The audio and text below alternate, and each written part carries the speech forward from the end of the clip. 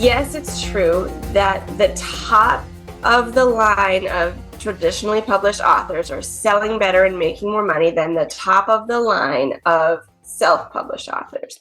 But right now you are comparing two groups that are quote unquote like at the top, right? And nobody likes to think of their art as being rated that way, right? Like these books are your passion projects or these stories that live inside of you. But if you just look at the numbers, yes, that's true. Hi friends, this is Read and Write with Natasha podcast.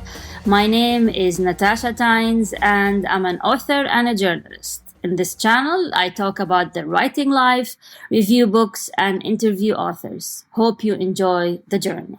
Hi everyone, and welcome to another episode of Read and Write with Natasha. So today we have with us Emily Enger. So Emily Enger is a book marketing and publicity coach.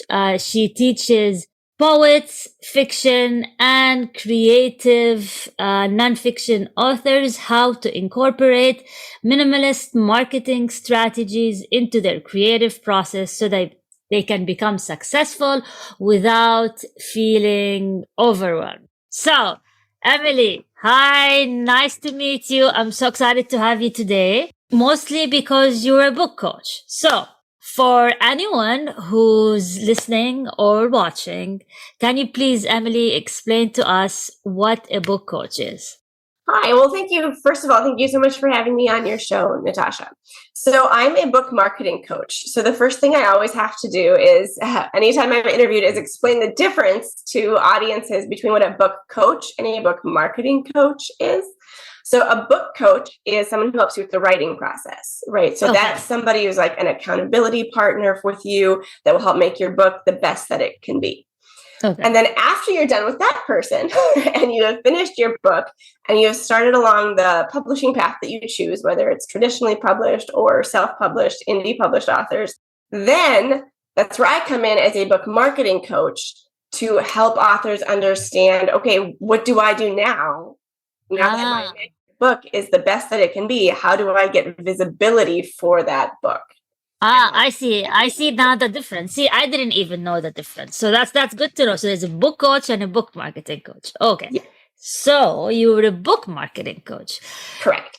So you help authors to market their books. And from what I read from your bio, you used a minimalist approach.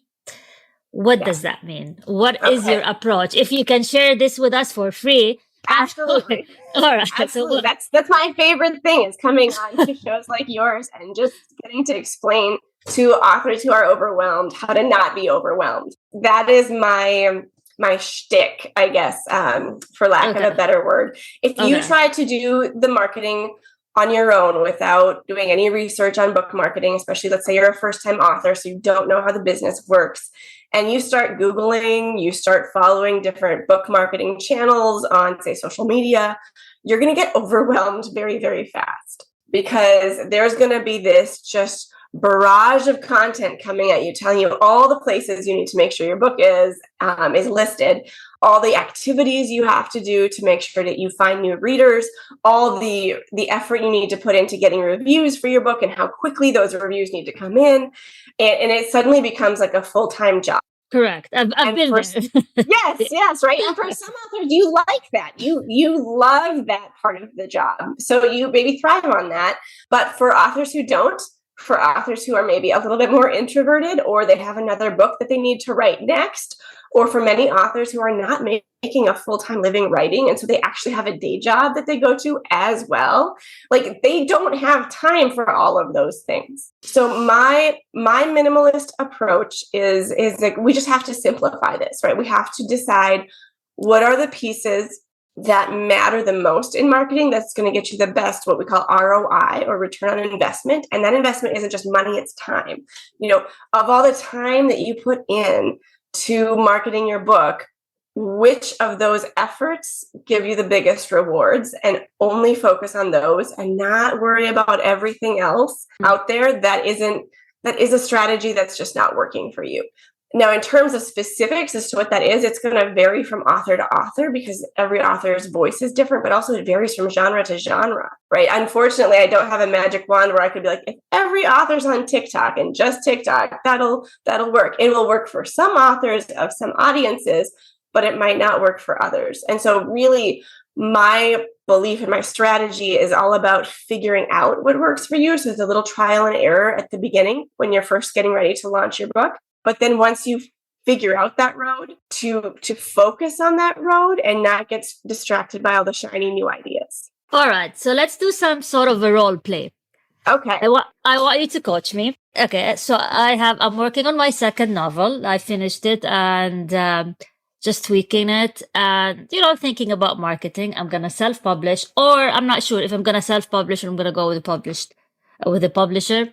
And my genre is speculative fiction. Okay. It's kind of mystery, like urban fantasy, things that, things are normal, but weird things happen like in suburbia, right? What works for me? What is the best ROI marketing thing that I need to do? Okay, so let's turn the tables a little bit then. And I'm going to ask you some questions and do some mini interview inside this interview to learn more about what you've already done. So this is your second book. Okay. So with your first book, did you go through a traditional publishing path or are you an indie publisher? The first one? Yes, for the first one. Traditional small press. Okay.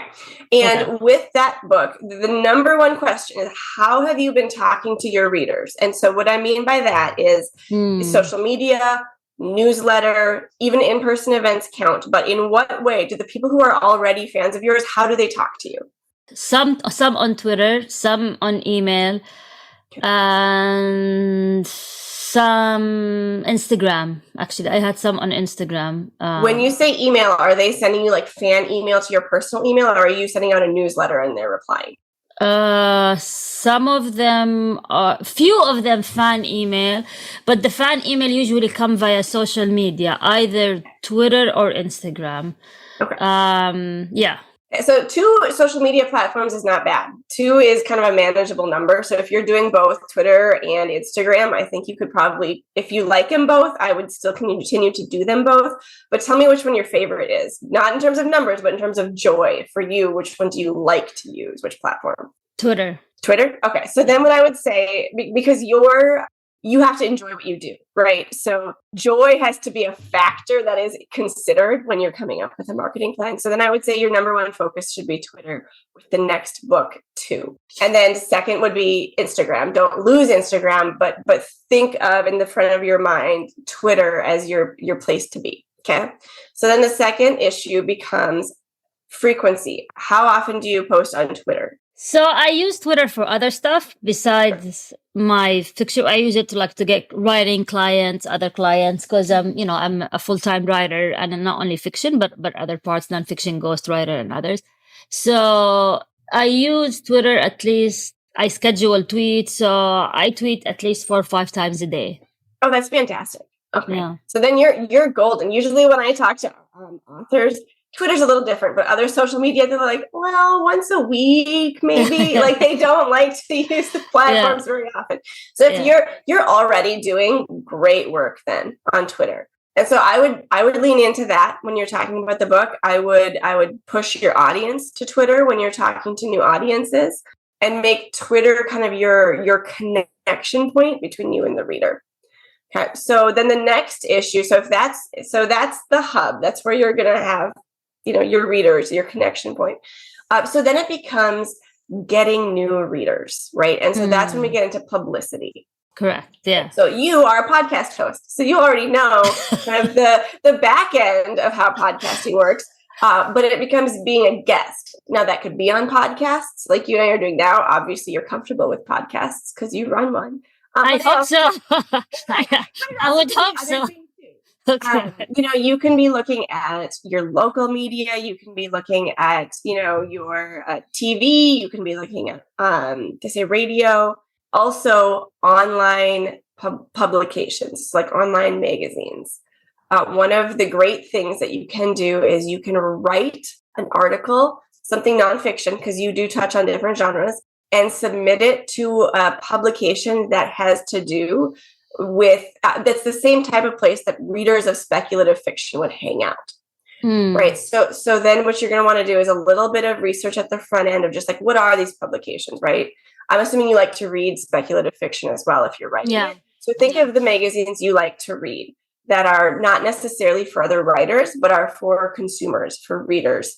And can you contribute something to that publication? What happens when you do this, not only does it get your name in front of new audiences, but at the bottom, usually of the article, there'll be a spot for your bio. At the bottom of your bio, you're going to link to your Twitter because that's your number one, that's your choice, right? Your number one hub of choice, but also your website, if you have a website. And I believe you do, because I think I've been on it. I'm pretty sure you have a website, right? I do, yeah. And so what that website, what that link to your website does is it creates something called a backlink to your website. A backlink helps you with SEO or search engine optimization so that your website starts to look more and more legitimate to the Google gods. So when people are looking for speculative fiction or for other things that might be the same words that are on your website, it's going to help your website rank higher on Google search so that people are finding you organically because your website is being treated more legitimately because you have several backlinks linking back to your website, if that makes sense. Okay. Yeah, that makes sense. So, since I published my novel, which is almost 4 years ago, things have changed dramatically in social media. And one of the biggest changes is book talk. And everyone is talking about book talk and the rise of Colleen Hoover, of course, who's number one bestseller. Many people are attributing that to TikTok or book talk. So don't you think that maybe the first advice we should tell everyone, go on book talk, look what happened to Colleen Hoover, forget about all the other channels, let's just all embrace TikTok? Do you agree with that or no? Here's my careful advice that I give all my authors right now, because I don't want everyone to dissuade anybody from doing that, something that they are gamed to try do. Okay. Great. Go and try TikTok and use the book talk hashtag to get involved in that community if that's something you're excited to do and you want to try. However, if you go in assuming that you are going to be the next Colleen Hoover, that's going to set you up for disappointment, right? So you have to go into it with realistic expectations. So here's what happened with Book Talk. It did do really, really well. It's still doing pretty well for authors, but it is doing less well than it was doing a year ago, right? All these trends, what happens is they peak and then they settle, and they peak and then they settle. The same thing happened with BookTube on YouTube. The same thing happened with Bookstagram on Instagram. All of these channels still work. I'm not saying that BookTube is dead. It's for sure not. But then Book Talk became the new sexy thing, right? But its big moment has slightly passed. It's still better than some of the other ones. So if you are wanting to try it, do it. But it requires you to know how to do it. So you need to know how to do the video piece because TikTok is all about video. And it requires you to feed the beast very regularly. So when I teach minimalist marketing and I'm saying, post often, but not so often you get burnt out, you're going to have to, at the front end, at least as you're building your platform from zero on TikTok, you're going to have to post pretty frequently in order to build up that platform again. So that doesn't mean don't do it. That just means go in with realistic expectations. And the other big piece about social media marketing is what we call networking. So you have to go in and make friends with other people who are already there, right? You have to build relationship with other content creators that are on TikTok. And that's another investment of time. You have to go in and you have to be liking and commenting on other people's posts. You have to be connecting even outside of the platform if they happen to have a channel on Instagram or Twitter as well, and start to kind of build relationships to make those connection points as well to grow your own platform and your own channel. So absolutely give it a try if it's something that you are game for. But if you are somebody who's intimidated by video, you're not going to see the same level of success. So okay, that little caveat. So you're saying that book talk sort of peaked, right? So it's not dead. I'm just saying okay. it's so. Okay. So can you predict what's the next big thing? Do you have any prediction? I actually can't, because the reason TikTok did so well is because it was a new platform. Okay. Right? It was because TikTok was relatively new, and then TikTok became like really successful, especially among the younger crowd at first, and it grew. And I don't see another social media platform being developed right now. That, Instagram, the same thing happened with Instagram. Instagram was doing amazing when it was like the new kid on the block. And everyone was trying out the new thing, and social media platforms, they pop up and they die, and they pop up and they die. There's actually a lot of them out there that most of your audience has never heard of because they weren't successful, right? Okay. If you're in the tech development world, it's a big risk to start a social media platform. So nobody could have guessed, so Instagram got kind of lucky. I mean, Instagram is owned by Facebook, of course. TikTok kind of got lucky in that they actually took off when so many other ones didn't. I do know of a new platform that just came out this year that is specifically devoted for books, but I wouldn't be able to say, oh, they're the next TikTok. But if you want your listeners, if they would like to know, they can check out Copper Books, COPPER. They're basically trying to be the new Goodreads. Goodreads has been pretty disappointing for authors for a lot of them, unless you happen to do it really well or be really lucky. Goodreads is owned by Amazon, and they have not really developed updates platform to make it easier. And so there is a new social media channel that is specifically about books. So you literally go in and you create a profile, and there's threads and little group videos that you can do. And you just talk about books and your favorite books. And so it's literally a social media platform that is about readers and writers. Oh, wow. So we'll see what happens with it, but it sounds like I'm on there and I really enjoy it. I need to check it out. So when did it launch and who's behind it? Do you know? Yes, it launched. Well, I don't know the exact date, but it's less than a year. Less than a year. Like, it's brand new. So it launched, and I have actually met the developer. Her name is Alison Trowbridge. I don't know a ton about her other than, I met her at a writer's retreat. That's how I heard about the platform. Okay. And she is an author who she wrote nonfiction. And when her first book came out, she was kind of disappointed in the marketing options like we're talking about now. And there wasn't a good way to connect with her audience around the topic she wrote about and have really good conversations, right? And so she saw, that, all the different platforms kind of specialized in something else. So TikTok specializes in video, Instagram for photography. There wasn't really anything for readers and writers that was a platform focusing on them. And so she went out to change that. So. Okay. Do you give different advice to self-published authors that like traditional published authors, or those who published with the big five or published with small press? So what kind of advice would you give to, traditionally published versus self-published? So if you're with the big five, I wouldn't really give you advice at all. Because if you are published with the big five, you've got a team who's going to help tell you what to do and what their expectations of you are for the marketing. If you are traditionally published with any other press, small or medium sized, or even big, but not the big five, that I do have some specific advice for. And then indie authors, if you're self-published, then there's a lot more of the load on you.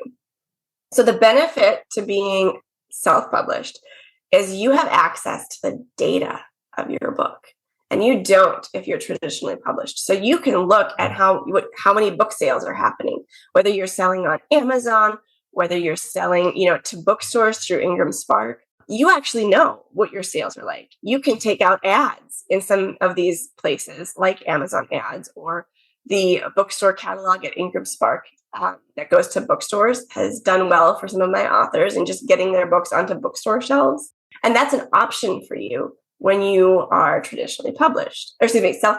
When you're traditionally published, that's not an option for you because your publisher owns the book. Your publisher is in charge of sales, ads, distribution, right? So you are at that point as a traditionally published author, your sole focus is connection with readers.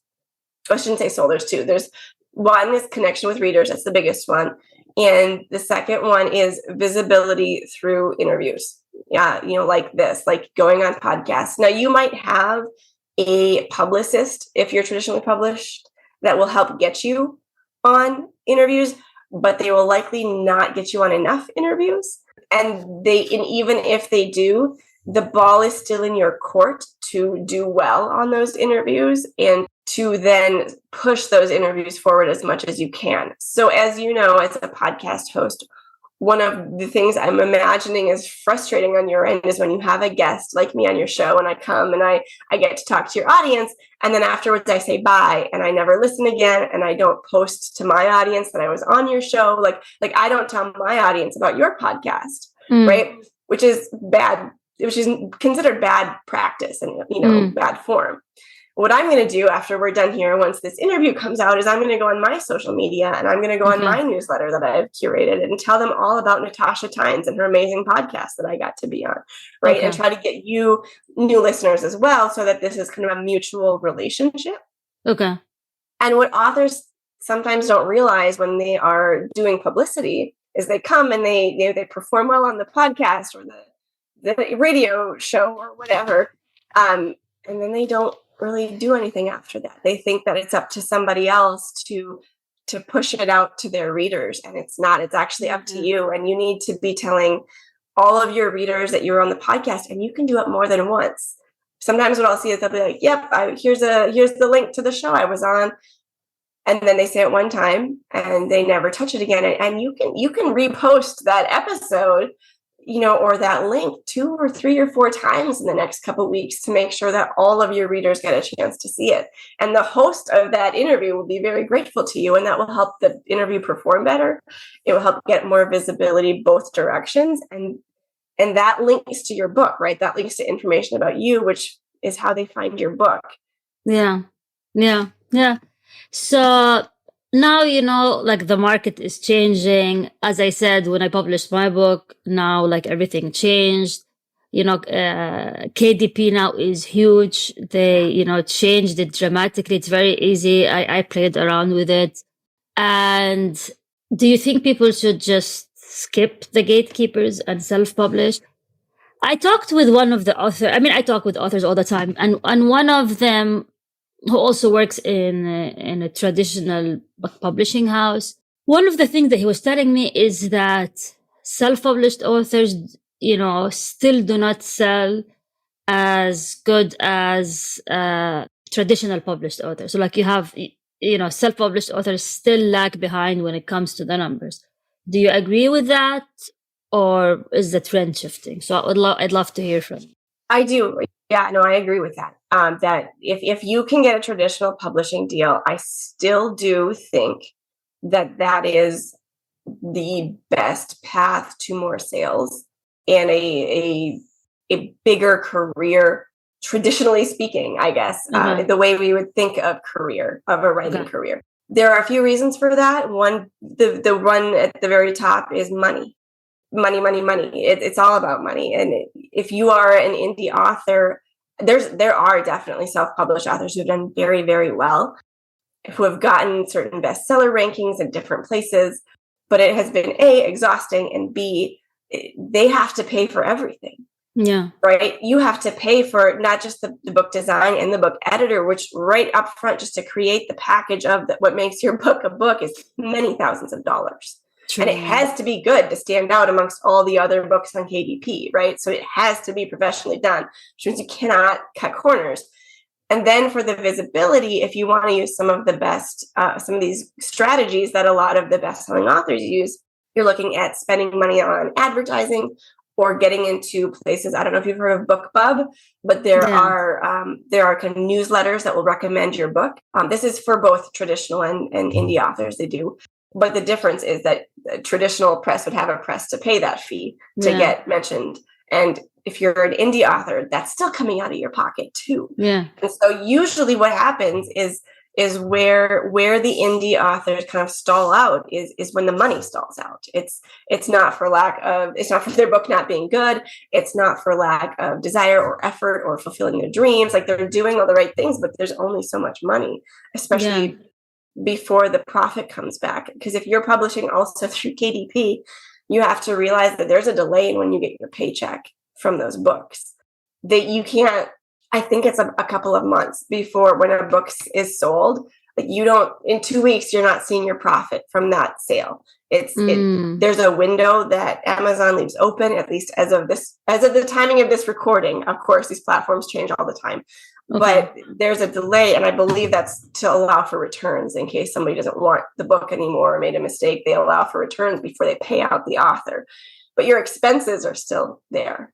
Okay. And so that piece is something that holds self-published writers back a little bit, unfortunately. The other thing is there are certain doors that are still closed to self-published authors when it comes to media coverage. Even if you go through a small press, if you have, the letterhead of a small press that is on the pitch letter to go to a book reviewer at thus and such magazine, it is hard to get a book review at, say, a newspaper or a magazine these days. It is hard even if you're traditionally published, but they are more likely to choose the books that have a traditional press.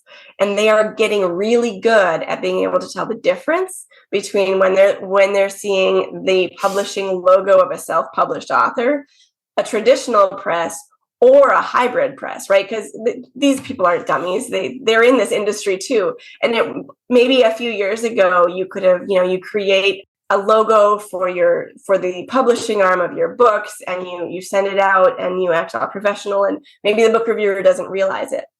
You even have a website, right? But that's not the case anymore. All these book reviewers know they can tell the difference. They can do a little bit of digging, and they're going to look more favorably on your book because there's still a bias there, and their audience is huge. I mean, if you get a book review from a newspaper, from the book section of a major newspaper, let's say, that's going to do really good things to your book sales that it's going to be hard for you to do as a self-published author.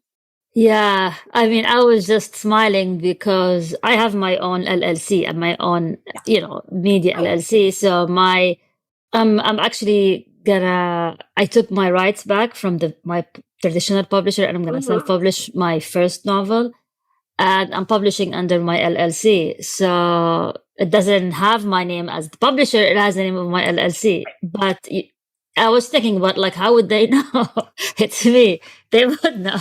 They'll figure it out. But that said, let me say, yes, it's true that the top of the line of traditionally published authors are selling better and making more money than the top of the line of self-published authors. But right now you are comparing two groups that are quote unquote like at the top, right? And nobody likes to think of their art as being rated that way, right? Like, these books are your passion projects, right? These stories that live inside of you. But if you just look at the numbers, yes, that's true. But could you do better as a self-published author climbing the ladder faster than you would through the traditional path, right? Because let's say, if you never get through the gatekeepers, or if you do, but they barely touch your book because you're not their favorite pony in the show this year, which happens all the time, then you have nothing. Whereas if you had self-published and your goals were smaller, you could be significant in the self-publishing sphere versus not even breaking out the gate in the traditional publishing sphere, right? So when authors are considering which path they want, I would really caution you to not just compare the people at the top, because as much as we all think that we're the best, there does have to be a little bit of a reality check. And the question is, I'm not the best. Would you be in the top 1% anyway? And if not, then let's pick the path that gives you more control, because then you would make more money if you could control, within your bracket, if you had more control of the money and could see the numbers, then that's different, right? Well, the issue with traditionally published is for me, the bottleneck is getting an agent. And Yeah. getting an agent is really, really tough. And how long are you going to wait to get an agent before you publish? I mean, you might as well just, Yes. pass away before even getting an agent. And which happens, people have all these amazing stories to tell, like memoirs or whatever. How long can you wait for this to happen? Do you think we need some sort of a change in the way agents are being? Maybe we need an app for picking an agent. See, that's an idea. Let's find someone You to. should become an app developer instead. You think how much money you would make if you could develop? I'll hire a developer. I'm just the brain behind it. They'll make a lot of money that way. But I mean, it's just, I don't see picking an agent. I don't see it as sustainable. It's not time efficient. There should be some sort of a change when it comes to finding an agent. What do you think? I 100% agree with you. Yeah. The publishing industry as it exists, it's broken. There's no other way to say that. And I don't know anyone who does not agree with that. I would bet that if you interviewed people working in the big five industries, that, if you got them in a quiet corner, maybe after they've had a few, you could get them to admit themselves that the industry is not serving us the way it should. Yeah. I can tell you so many horror stories. I mean, I just signed a new client who he's not a new author. He's had tons of success as an author, going through significant, not the big five presses, but close to the big five, really significant presses.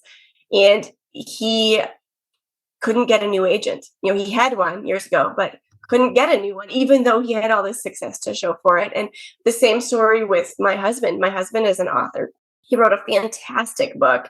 I'm a little biased, but I thought it was fantastic. I read a lot of books, and in my line of work, and I have my whole life. That's why I'm in this industry. And I thought his work was something very unique that was outside of what a lot of people were publishing right now. It was crickets back. Like, they don't even send you rejection letters anymore. Yeah. They just don't reply to your email. And so he ended up publishing through a university press. And that's what the change that I see happening is. There's a lot of these small presses that don't require agenting to submit your manuscript.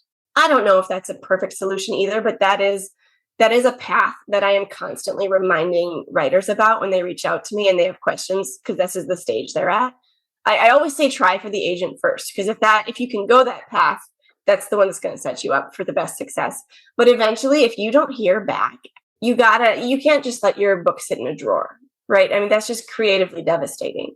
You have to find a secondary path. And so, my husband found a great university press, and you know what? They treated his book with so much respect.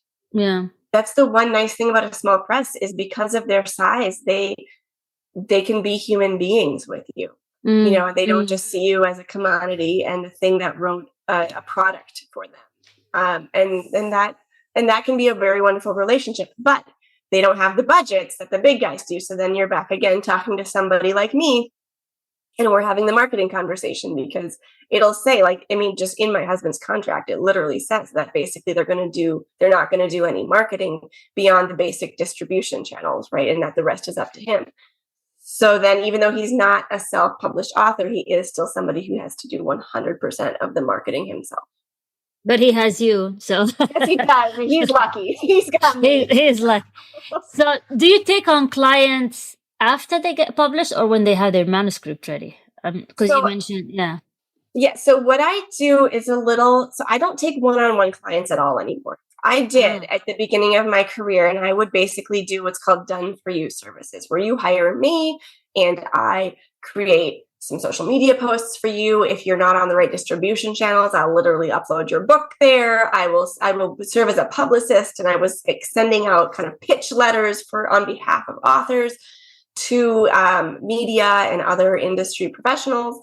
And I was trying to do all these things that it was too much for one person, first of all. Yeah. But also what happened is I also, as you said, the industry is changing. Yeah. And just like you hear crickets back from sending to an agent, there was starting to be a lot more crickets back from the media too, even though previously I had not had that.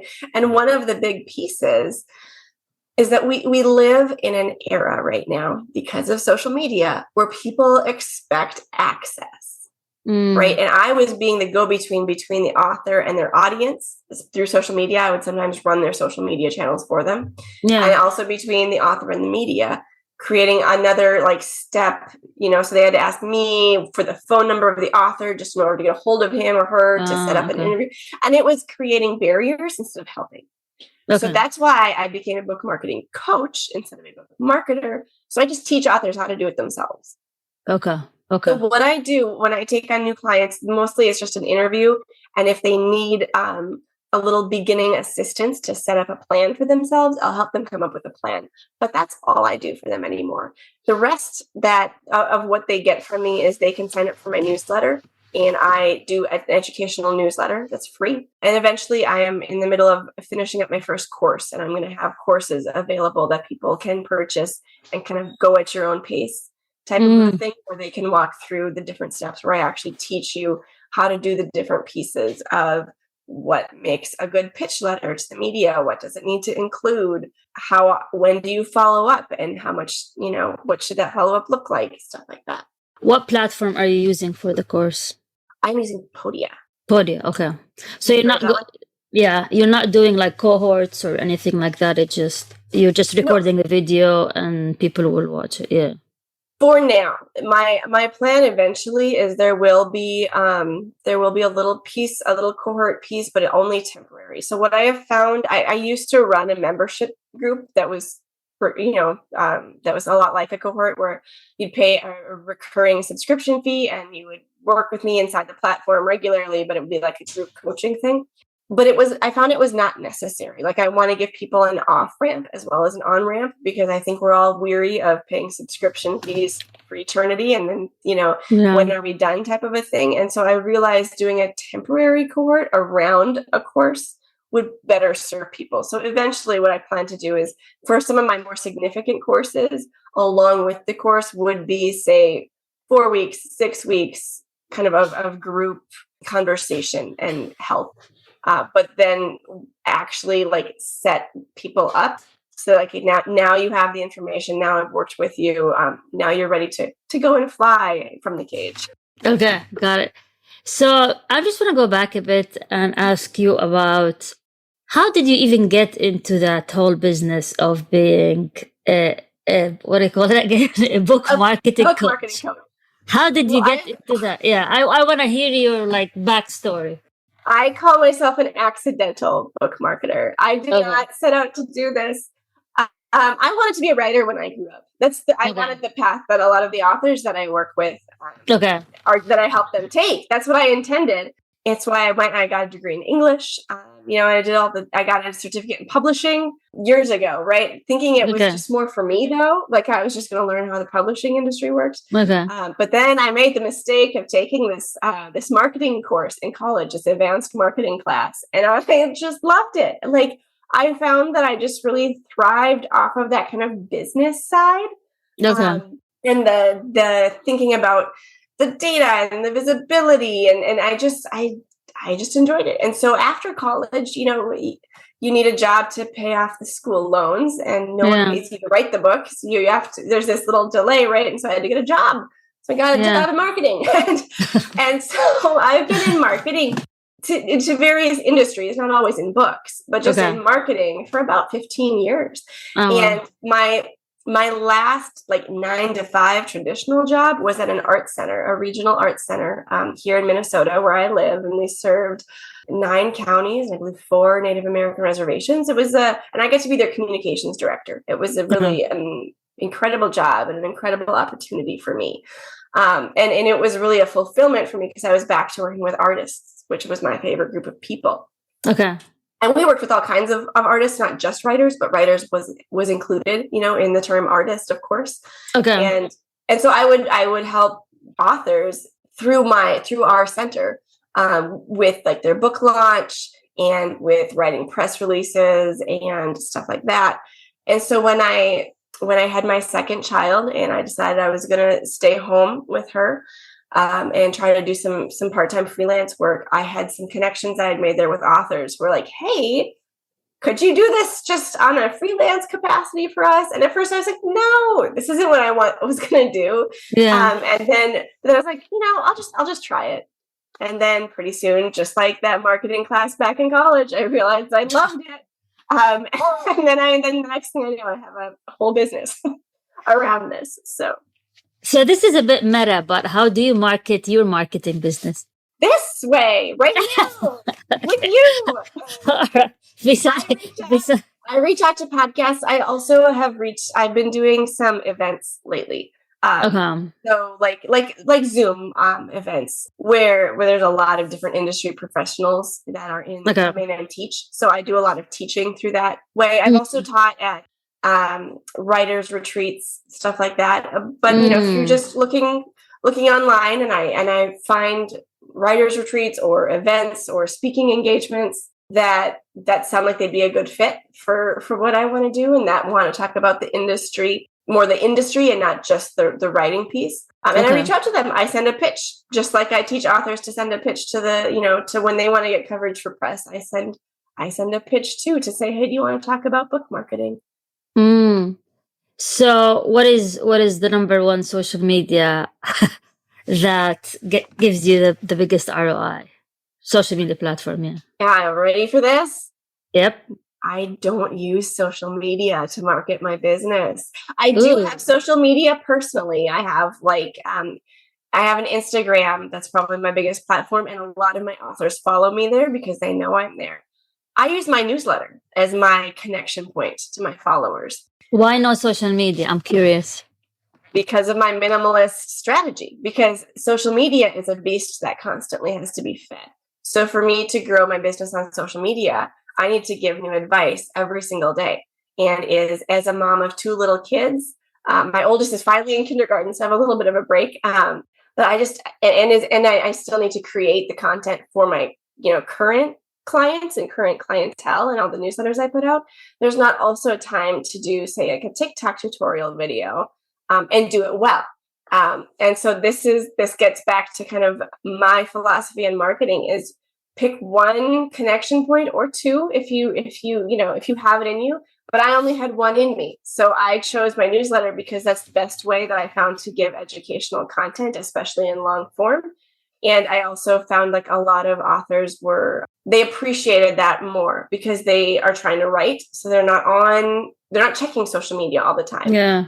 So instead they get a once a month comprehensive newsletter from me that comes to their email that they can read whenever they're ready for it, and they will see it. The algorithm gods aren't going to like hide it from them. So that has been very successful for me, actually. And I was, I went in the same as I tell my authors. I experimented with a few things. I did use my personal social media to kind of dip my toes in the water to see if I put some marketing content, like what's it going to look like? What's the response going to be? And I found the most success with the newsletter. So I went with the newsletter. So how do you market your newsletter?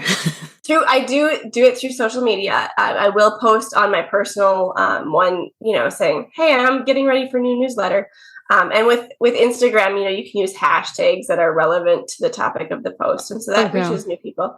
But then it's the same thing as this. Every time I go on a podcast, a few more people go to my website and sign up for my newsletter. Every time I ask to teach at an event, a few more people go to my website and sign up for my newsletter. And so the work, the creation of the content itself, it actually becomes my marketing.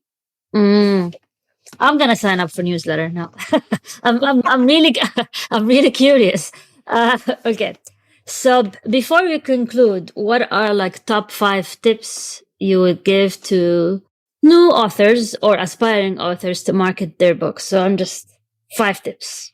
5 tips. Okay, you might have to keep track of me. What number? 5 quick tips. Okay, so quick tips: focus on the current audience you have first. Okay. Everyone thinks, I need to find new readers. And you do, but what you don't realize is that your readers find more readers for you. So if you treat well your core readers, they're going to start talking about your book, sharing your posts, et cetera, and that's going to grow organically. And that's going to be some of the best that's the best marketing. It's called word of mouth advertising that you can do, because if a friend recommends a book to you, you're going to read that book, right? Yeah. If you see an ad on, on Instagram, you might be semi-interested, but the chances of you buying the book from that ad are pretty low. So you won't get that great word of mouth advertising if you don't treat your core people well. Yeah. So focus on the readers you already have is my first tip. Second of all is choose create a marketing plan. There's an A part and B part to this one. First, create a marketing plan at the beginning when you are getting ready to publish your book. That is just kind of an outline. Don't think of it as something super legalistic. It doesn't have to be like, get in exactly this many podcasts every single week, but just a rough outline for what you want the marketing to look like, and create a plan that is sustainable, which might mean looking smaller than you think that you intended it to be, right? It's much more important to be sustainable than it is to make something top heavy. Because then that's number 3, which kind of ties in, which is don't stop. Because the worst thing that you can do in marketing is to stop, right? What happens, authors think, I have a year to market my book.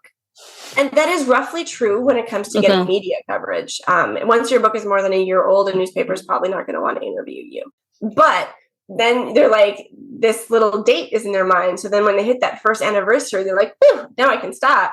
I'm so sick of talking about this book, right?